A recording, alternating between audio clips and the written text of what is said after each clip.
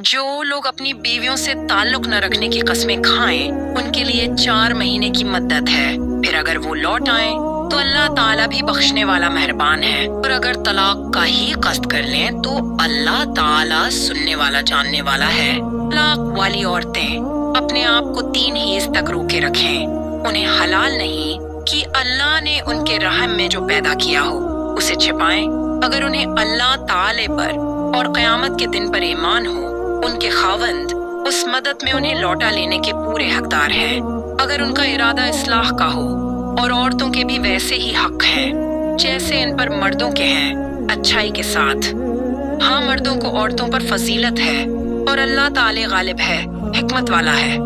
یہ طلاقیں 2 مرتبہ ہیں، پھر یا تو اچھائی سے روکنا یا آمدگی کے ساتھ چھوڑ دینا ہے، اور تمہیں حلال نہیں کہ تم نے انہیں جو دے دیا ہے اس میں سے کچھ بھی لو۔ ہاں، یہ اور بات ہے کہ دونوں کو اللہ کی حدیں قائم نہ رکھ سکنے کا خوف ہو، اس لیے اگر تمہیں ڈر ہو کہ یہ دونوں اللہ کی حدیں قائم نہ رکھ سکیں گے تو عورت ہے رہائی پانے کے لیے کچھ دے ڈالے، اس میں دونوں پر گناہ نہیں، یہ اللہ کی حدود ہے۔ خبردار ان سے آگے نہ بڑھنا، اور جو لوگ اللہ کی حدود سے تجاوز کر جائیں وہ ظالم ہیں۔ پھر اگر اس کو تیسری بار طلاق دے دے تو اب اس کے لیے حلال نہیں جب تک کہ وہ عورت اس کے سوا دوسرے سے نکاح نہ کرے۔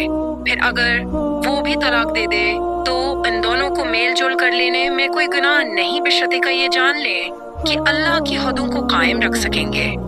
یہ اللہ تعالیٰ کی حدود ہیں جنہیں وہ جاننے والوں کے لیے بیان فرما رہا ہے۔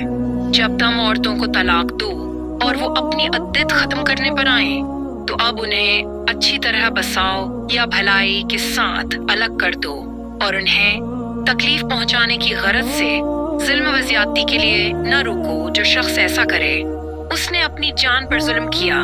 تم انہیں اللہ کے احکام کو ہنسی کھیل نہ بناؤ، اور اللہ کا احسان جو تم پر ہے یاد